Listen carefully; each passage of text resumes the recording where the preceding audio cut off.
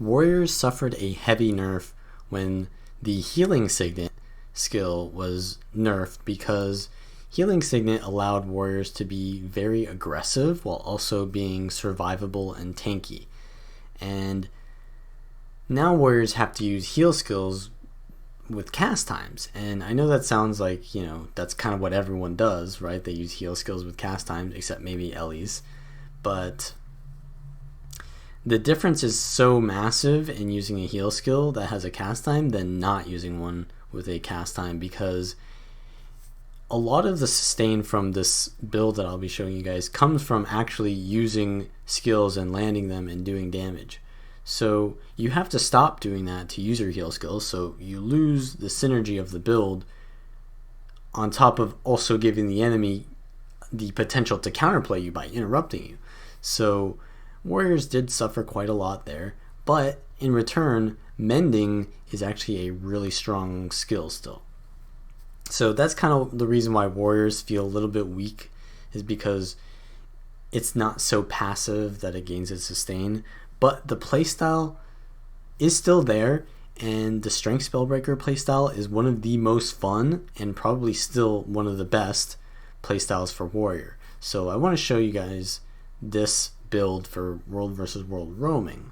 And in Roaming, it's a little bit more different than PvP because you're not forced to stand on a node.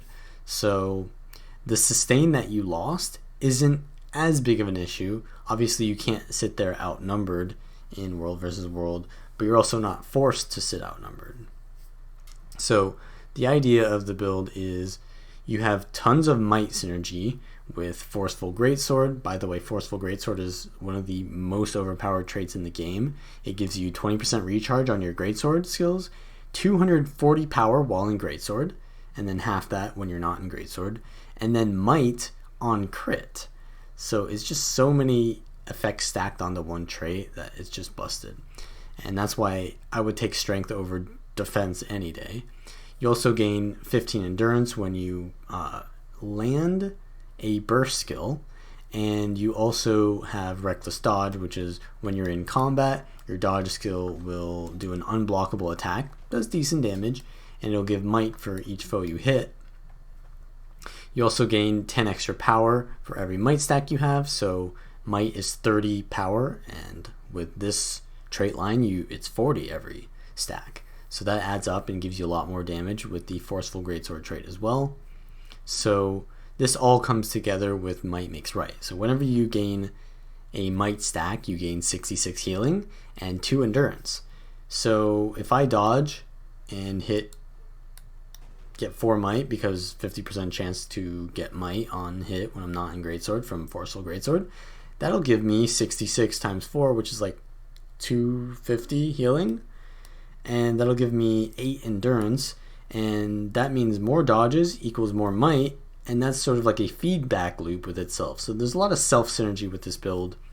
And also my burst skills giving me endurance is going to have massive synergy with the discipline trait line. So whenever I weapon swap, I gain 5 adrenaline. Adrenaline allows you to use your burst skills, and the more you use your burst skills, right, the more endurance you gain, the more dodges you gain, the more might you gain, the more might you gain from that, and it's like so much synergy going on there. So yeah, you also have fast hands in discipline, which is just so much fluidity for the warrior class that it's just kind of like mandatory. Your weapon swap being 5 seconds is like half that of every other class, pretty much every other class. And warrior sprint gives you immobilize removal on all of your leap skills. So 1, 2, this counts as 1. This is your dagger F1, bull's charge, some of your rampage skills. So you're pretty much immune to immobilize, which is nice because you cannot dodge while you're immobilized, and that's sort of your survival on this build, is dodging. So it's kind of nice. And it also gives you a little bit of damage increase while you have swiftness, which is kind of nice, and a 25% movement speed increase, which is kind of nice as well because you're not going to always have swiftness on this build. But you'll see that I do have speed runes, so we'll talk about that in a little bit as well. But anyways, on weapon swap you will gain condition cleanse, That's pretty important because condition cleanse is always good, and the timing of the condition cleanse can be super good because when you swap into a new weapon, you want to be starting to land those skills, and it can remove blind, which is going to prevent you from landing those new skills that you're swapping for. You also gain might when you weapon swap. That's just more synergy with the strength trait line, as we've already talked about. And your burst skills gain reduced recharge, which is super important because not only are your burst skills very strong on this build, but your burst skills synergize with each other. And we already talked about that, right? With the burst giving you endurance, but the burst also will give 33% of the adrenaline used back. So as a Spellbreaker, you have 2 bars of adrenaline instead of 3, and each burst skill you use will only use up 10 adrenaline every time. So you can sort of like spam out your burst skills very quick, get a lot of synergy from the burst traits, and you'll also have a 10% damage increase on your burst skills, which Arcing Slice is a very hard hitting skill, and you'll also gain swiftness, which is super important whenever you use a burst skill because you're using your burst skill so often that you can pretty much get a permanent swiftness uptime if you're in constant combat. If you're running away and you're not getting a lot of adrenaline, then yeah, you can't get it that often, but in a normal fight, it's pretty much always up. And that gives you a lot of movement with the speed runes. And we'll also discuss that a little bit later. So in Spellbreaker, you're going to have no escape. Whenever you daze or stun, you're going to immobilize. Super strong for baiting out cooldowns or preventing people from using their dodges, because whenever you stun someone, they have to not only break stun, but they also have to remove immobilize to use a dodge. So in a lot of cases, they'd be using more cooldowns than they'd really need to.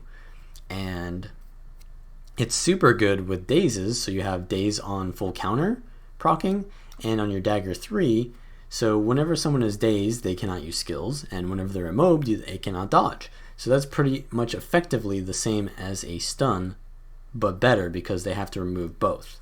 So, and removing both isn't always done with the same skill. So that's really strong, helps you to land a lot of your abilities, and it turns full counter into a hard combo enabling skill. So yeah, it's super good. Also, all CCs will remove boons.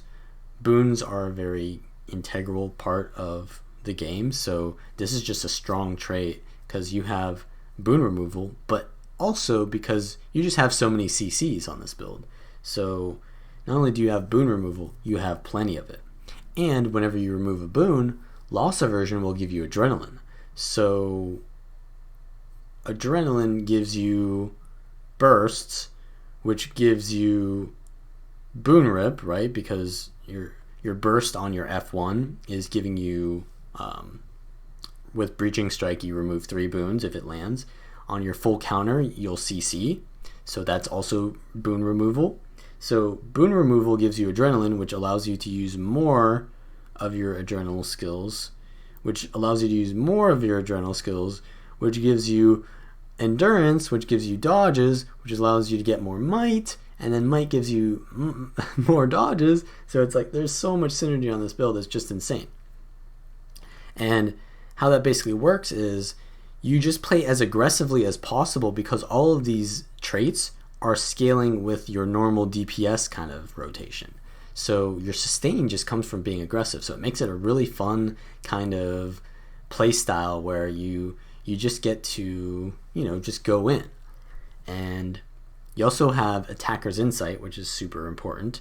So whenever you disable a foe or remove boons, you will gain a stack of Attacker's Insight, which lasts for 15 seconds and gives 45 ferocity and 45 power per stack. That's really strong because at maximum stacks, that's like 225 of both those stats. So you get insane damage just from doing your normal stuff. And then lastly, I take Revenge Counter. This gives you resistance on full counter, which is an 8-second cooldown. So you can get a pretty high resistance uptime because of this, and that's super important in World vs. World because you can get Condi nukes so fast, and it gives you a little bit of time to use your mending skill which will cleanse those quantities before they do too much damage to you. You can also take Magebane Tether, but that's more of like a 1v1 thing. And it gives you some nice synergy with the Might Makes Right because it gives you Pulsing Might, and it will also reveal the target. So it's really good versus Thieves, but it's really not amazing in World versus World because the situations that you're going to be in are not usually 1v1s, and in most situations Revenge Counter is better. And what Revenge Counter also does is it makes sure that you can't get your full counter blinded. So it'll hit, which will ensure you gain your endurance. So in defensive situations it's better because it gives you more dodges, and in the situation where you want to like CC someone, if it gets blinded, then you can't CC them and then you can't immobilize them. So it's just so much more reliable for what this build wants to do. And it can also copy conditions to enemies, which is sometimes nice if it copies like cripple and weakness, mostly debilitating conditions. But yeah, that's pretty much the traits. Let's go to the equipment. Equipment is full Knight's gear. So I like the toughness from Knights because you need a little bit more sustain to make up for the fact that you aren't taking durability runes or like the defense trait line. And then full Berserker Trinkets, and then I take a Berserker Greatsword and then Knight's Dagger shield. I have a Berserker Dagger, but you should take a Knight's Dagger, and that's because your Greatsword is mainly for damage and your Dagger and shield are mainly for utility. So you kind of want to be more tanky when you're in the Dagger anyways, because that's when you're kiting and waiting for the moment to get in your CC lock, and then you'll swap to Greatsword. So yeah, you don't really need that much more damage on the Dagger set. So yeah, I just like Knights because you have enough crit damage, right, with Attacker's Insight, and just being a warrior with strength is already pretty tanky, so you can afford to not go full Zerk. Or sorry, strength is already pretty heavy damage, so you can afford to give up some damage from your gear. And I also take the Rune of Speed, so that gives you a little bit more vitality, but mainly it's for the swiftness duration and the increased movement speed while under swiftness. So it gives you basically swiftness gives you 33% movement speed, but speed runes gives you 66% more, so it basically amounts to like 50% movement speed, and 50% is basically super speed. So having permanent super speed is really important because you're a full melee build and all of your damage comes from landing your hits on the target. So if you can't stick to the target, you're not doing damage. If you're not doing damage, you're not getting all of the synergies of this build. All of the synergy of the build comes from landing your skills. And speed runes allows you to outplay opponents and land your skills while also evading when you need to. It just sort of makes the flow of the build that much better. It already kind of is good, but it's now better with speed runes because you can stick to the target, get all of your skills off, position them correctly, and it just kind of feels good in World vs. World to be faster than your opponent because you can choose which fights to take, and it just, yeah, it's good for being outnumbered, right? Because you can disengage. And if you really don't think you're getting that much value from speed runes because maybe you're not that good at positioning, or maybe you're in like a Zerg situation, you can take durability runes or the brawler runes, which are the ones that give you might on heal. So that's really good sustain, and it gives you like a lot of toughness on that rune as well. Durability or brawler are completely fine as well, but my playstyle definitely prefers speed runes. And then on the Greatsword, you take Hydro Vision. So Hydro Vision is super important because whenever you swap to your Greatsword, you want to be instantly using your F1. And Vision gives you 3 seconds of crit, which means your Arcing Slice will crit. And then it'll do a Hydro proc, which means that you'll remove blind almost always if it hits, right? If it hits something, it'll be blinded instead. So it'll ensure that the Arcing Slice doesn't get blinded. But also just Hydromancy does a ton of damage, as you'll see. it crits for up to 1.3k there, and it puts chill on the target. So you chill the target, and then you can easily land your arcing slice and your combos. And usually what you'll do is you'll actually stun into weapon swap, so they'll be stunned into all your damage, and that means the crit is giving you extra value because they're sitting there for 3 seconds or 2 seconds depending on which skill you use here to CC them, and it's just perfect for your stun into damage combo. You stun them, you swap, and then you do damage. So everything critting there is super good. And you still get Fury whenever you use your F1, but it's important that your arcing slice crits, right? And even though your arcing slice gives the Fury, you don't have the Fury before the arcing slice hits. And as you can see there, I only crit on 2 of them. So just having the 100% crit chance before you get the Fury is important. So anyways, on my Dagger and Shield, I take Cleansing and Draining. So Cleansing is kind of optional. You can take Absorption for a little bit more synergy with Loss Aversion, or a little bit more like boon removal for tanks, but it does have a 10-second ICD, so you won't always feel it when you need it. You could also go for a Sigil of Agility if you really wanted to, but that's only for like upkeeping your swiftness uptime and allowing you to kite while you're not in a situation where you can hit something. So Draining though is very good because whenever you interrupt an enemy, you will steal 1000 life, and there's no internal cooldown on that. So you can actually AoE with your full counter, and you can steal multiple sets of 1000 health, and that gives you a lot of sustain. The only issue with that is full counter is an 8-second cooldown, and you generally like to use it while in your Greatsword for the extra arcing slice. So depending on the situation, you can be more aggressive with arcing slice, or you can be more aggressive with using the full counter or more defensive while using full counter in your Dagger set for the sustain from Draining. And that would also do damage, right, because it's lifesteal. So to be honest, it's good either way.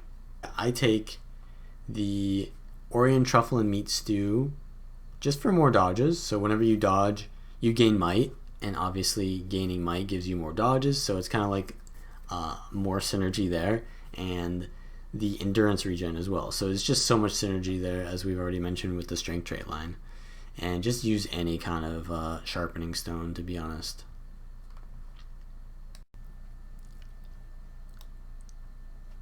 So the skill rotation is very simple. You want to pretty much land a CC skill into your burst combo, which you would swap into Greatsword to do.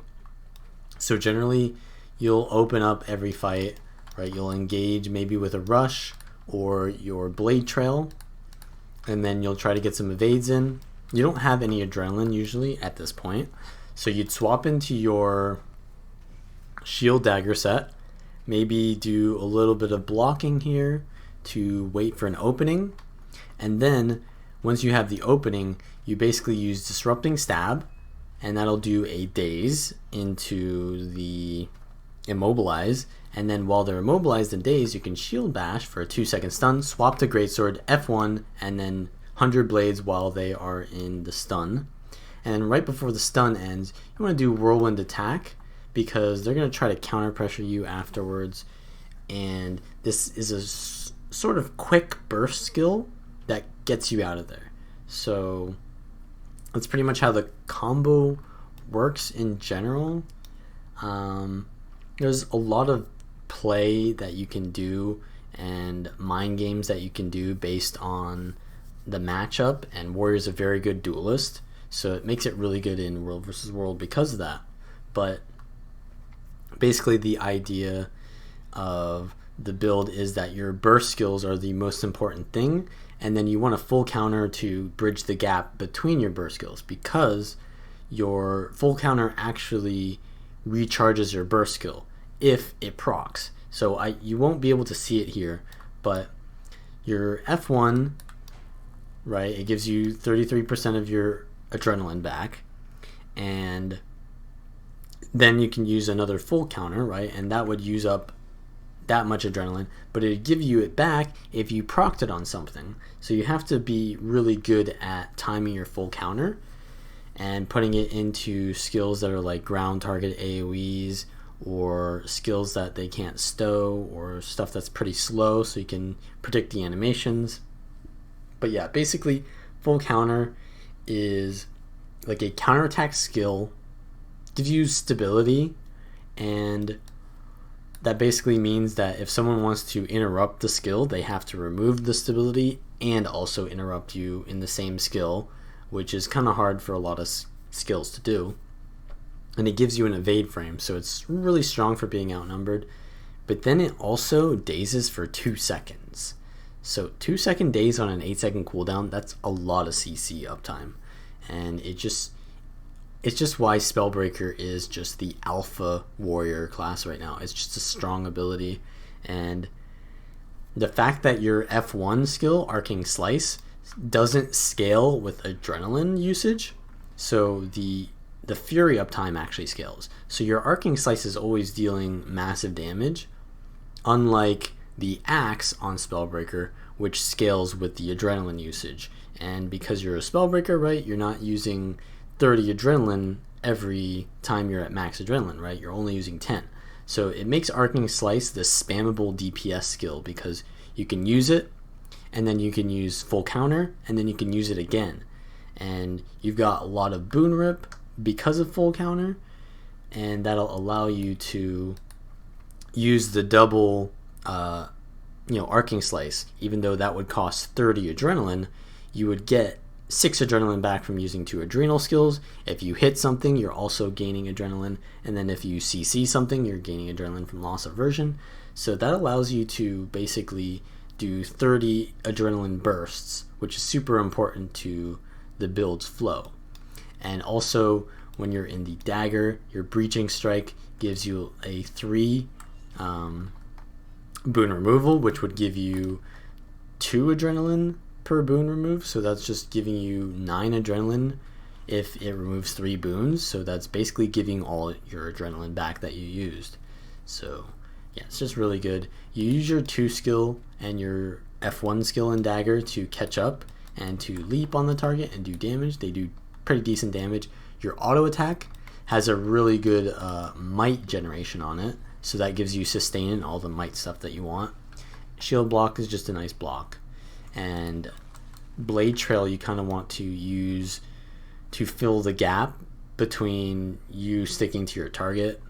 It is kind of nice to use it at a certain range because it comes back to you and does damage twice. So actually using blade trail on a foe that is stunned is pretty good. But the thing is, you don't want to use blade trail when you have like 3 other skills that you can use in melee range. So even though blade trail is good to use then, it's better to use the other skills then, because blade trail is better at range and you have really no other range skills in the build. So you want to save blade trail for a range situation to help you catch up. But yeah, pretty much when you stun the target, you just can land your Arcing Slice, and then when they try to counter pressure you, as soon as they're not stunned, right, you full counter them, and then you daze them, and then you Arcing Slice them again. So it's a really strong build for locking down targets and bursting them. And I take Featherfoot Grace because that's a stun break. Stun break is pretty necessary. A lot of warrior builds are not going for like that extra stun break, and they're just going with Shake It Off. So it just makes you so easy to kill.